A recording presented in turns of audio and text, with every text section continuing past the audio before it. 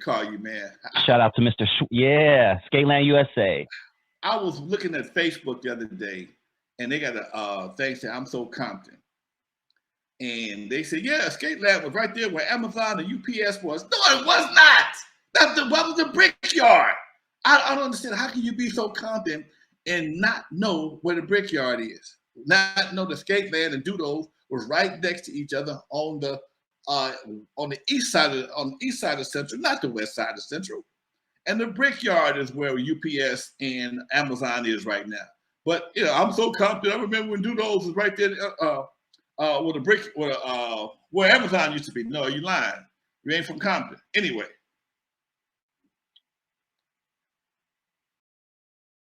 You know what? Let's play I'm So Compton, Lonzo.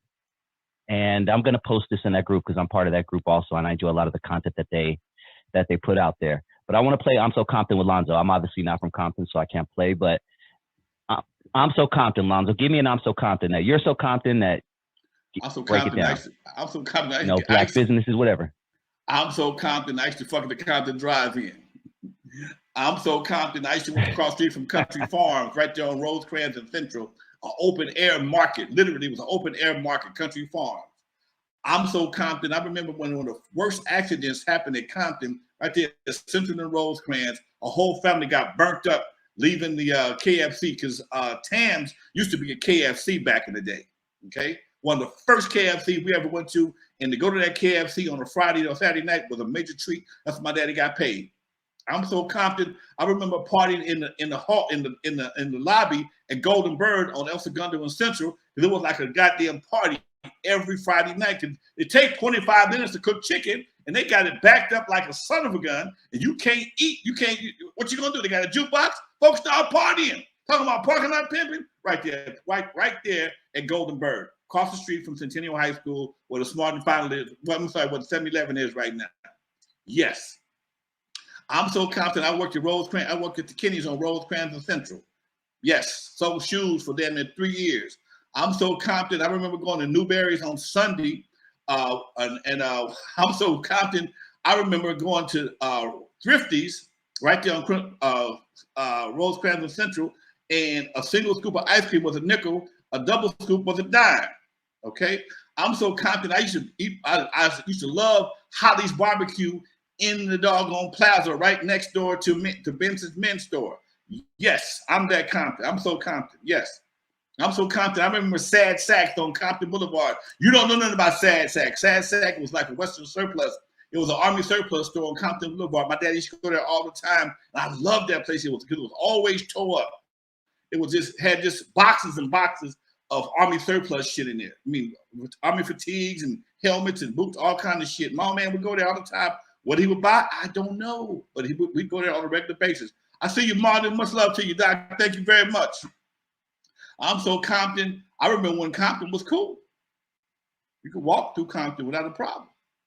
I'm so Compton. I remember Compton was cool. Walking through the hood, walking through Poinsettia Block, going to my girlfriend's house. She lived off of Mayo and Long Beach Boulevard. The bus stop running at Alameda.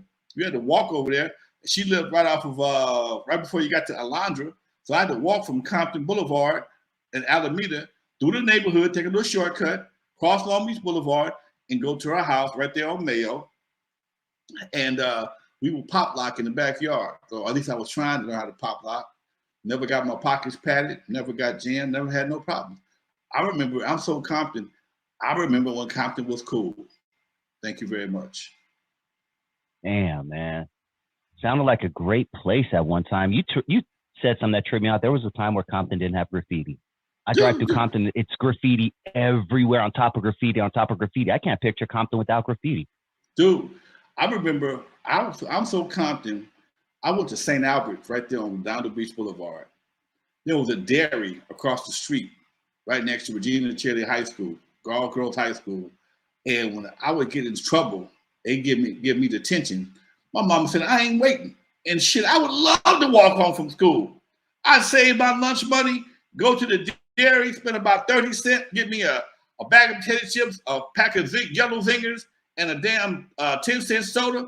Walk my ass down Stanford, past Campanella Park, to 135th, or even 135th, bust me a left, cross Avalon, cross San Pedro, hop the Fifth and Vanguard, be at the pad, man, in about 30 minutes, strolling. My mama knew that for me, walking home from school was not a punishment, man. Compton was that cool. Walking home from school was not a punishment. And she never worried about my ass. I was so Compton. I remember going to Compton Park for the Saturday night dances, dude. Boss Tom Cross. That's right. I'm that Compton. I remember my daddy would drop me off at Gonzales sometimes and wait for me because he didn't feel like going home. He listened to the horse races for the next day. In the car at Gonzales Park, we partying. KGFJ radio station. I'm that Compton, Doc. Man. Craig says used to catch red car at Alameda to go to Long Beach Pike. What's the red car, Lonzo? Red car was like a trolley. Okay, I never caught it. I never caught but they had those red cars. It used to have them all through LA back in the day. If you look at some parts of LA, there's still tracks in the ground. The Central red car, and all that, yeah. It's almost like San Francisco. It's a known fact that Goodyear petitioned and lobbied California State Legislature to ban red cars so they can sell more cars in LA. I'm so Compton. I remember wasn't no 91 freeway, wasn't no 105 freeway. Only way you got to the beach or to the Pike was Long Beach Boulevard. That's it. Okay. And the 710 has always been a pain in the ass. My old man would take me and my partners. Well, as kids, my old man would take us to the Pike. We go up Artesia, bust that right, come on down Long Beach Boulevard. I'm so Compton. Almost every lot on Compton was a used car lot. Okay, every car. I mean, if you roll down Compton Boulevard, Long Beach Boulevard at nighttime, it was lit up because every lot had lots. I mean, had lights on them and to show off all these cars, just like these used car lots, man. 65 Chevys, 64 Chevys, Mustangs. They was on the lot back then, dude. That's how Compton I am, Doc. That's real talk. When you were younger, did your parents have to venture out of Compton much, or were they able to get their groceries in Compton, your school clothes in Compton, like everything, to where they didn't even have to? Everything we did was in Compton. Like I said, I went to St. Albert's, went to the Catholic school. They had Sears and Roebuck on Long Beach Boulevard, sold uniforms, and they had another uniform spot on Compton Boulevard. The phone bill was paid at Pacific Bell right there across Santa Fe on Compton Boulevard. We stood in line to pay the phone bill back there. There wasn't no online shit. You had to go, if you got your shit turned off, you had to go down there with cash or money order. Fuck a check, okay? Because people playing games back then and stand in line and wait to pay your phone bill, okay? The gas bill was on Bullis. Gas bill was on Bullis. Phone bill was on Pacific. And we shopped at Thrifty's, Newberry's, and my mama used to buy her meat from the meat man, Mr. Sanders, who was the Doug Sanders, who was the city treasurer for years, and his son took over because me and his son went to Catholic with St. Albert's together. That's how far back I go in this shit. Yeah, everything was in Compton, Doc. That's why that's probably why I'm the way I'm. I didn't do shit in LA back then. Even my school, although it was in LA County, it was Compton Unified School District. That was Vanguard. I didn't go to LA. I didn't do anything in LA regularly until I got to high school in Gardena. That's when I got introduced to Gardena a little bit more. My dad moved to Gardena. When did the swap meet come around? Swap meet came around in, man, I think the late 70s, early 80s, because I was selling records. I think I was selling records to the swap meet. It was early 80s. Had to be like 79, man, because I was selling records to the swap meet in 79, if I'm mistaken. The Long Beach swap meet came out like 79 or early 80. I want to say I was selling to Mr. Park at the swap meet from Record Shack, but I can't sweat it out with that. So yeah, but it was definitely in there. Okay. Oh, wait. Definitely early 80s because my cousin Philip Bailey, him and Reggie Sr., they were all a part of the security team for the swap meet back in the day because swap meet was hot. Swap meet was hot because everybody need draws. Crips, Bloods, 1983 says 1983. Okay. 83, okay. So I wasn't selling swap records back then to him. I sold bootlegs to him. I didn't sell Record Shack. That's what it was. But yeah, the swap meet was hot back in the day. Crips, Bloods, essays, white boys, Samoans, everybody need draws. Everybody needs socks. The swap meet was the spot. At any given moment, the swap meet could go up. Any given moment. So they had cop, on duty, off duty cops patrolling the swap meet the whole time the swap meet was open. 83. Yes, sir. Yeah, it was always like playing Russian roulette going to the swap meet, especially in the 90s when I was in high school. I remember that for sure. But it used to be a Sears before that, right? What do you remember about that Sears that was right there? The Sears was a spot. Christmas shopping, Christmas shopping, anything we needed. My mama had the Sears catalog. You get the Sears catalog, man. You a kid. I want that. I want that. I want that. I want that. And you know, most times we got the shit.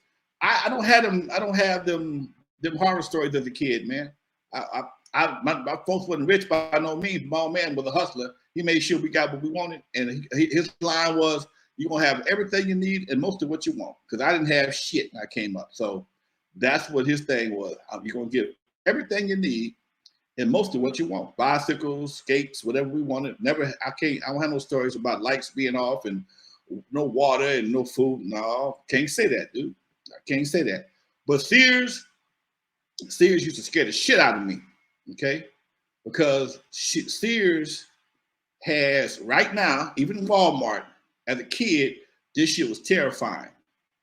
They have a basement. A lot of stuff was being sold in the basement, and they have this what I thought at that time was a very, very steep driveway leading under the basement. The loading dock was in the basement, and if you picked up anything from Sears or any big items, they made you go to the loading dock. I mean, I would have nightmares about that shit, okay, as a kid. Because it seemed like it was so fucking deep. And even back then, I remember going to do my show, Issues in the Hood, at the cable station right next door to Sears, to the swap meet. Sometimes it would flood. It was like a damn swimming pool down there, dude. It would flood. They didn't have any drainage down there for that shit. And sometimes that shit would be flooded, and it damn near be overflow the loading dock. But yeah, I got serious Sears and Roebuck, and Compton swap meet stories, man. Damn, you know anything about this, Lonzo? Miami 808 says Sears scared me as a kid too because of that kid that was kidnapped and beheaded, Adam Walsh. That was the guy that started America's Most Wanted, right? Yeah, I don't remember that one. Did that happen in Compton? I don't know. No. Okay, I remember the kid was kidnapped, beheaded, and that's why the guy Michael Walsh, I think it is, name, started America's Most Wanted, that TV show that ran on Fox for years. Right.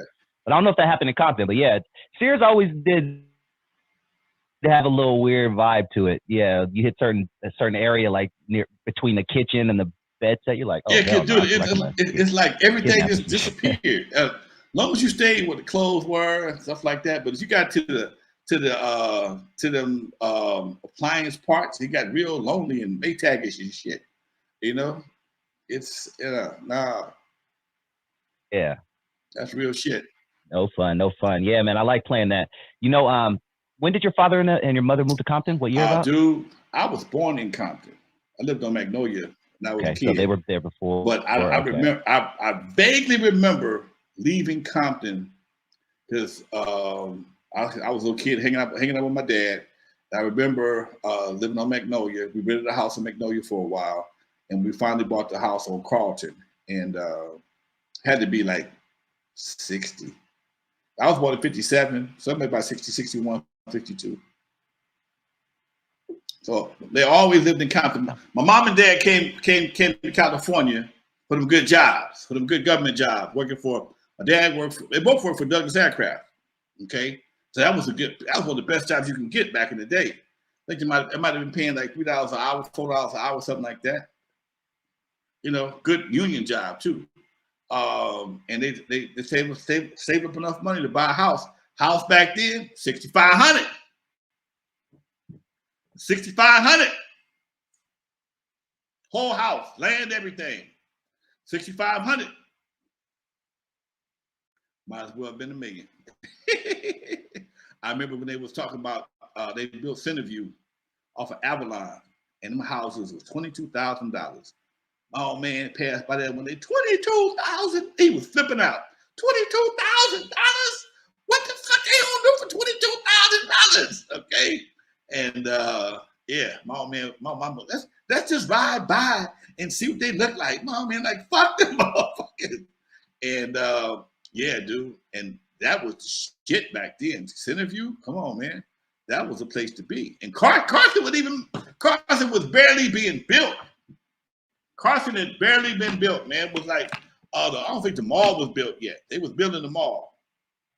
And Carson became where the executives from the aircraft and all the other companies moved when they got a promotion.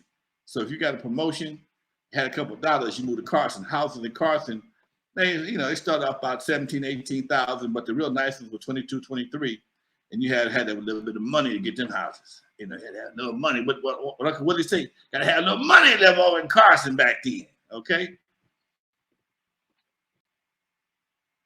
Damn, dude. The good old days, man. Before we continue, I'm gonna ask everyone to hit the like button. We got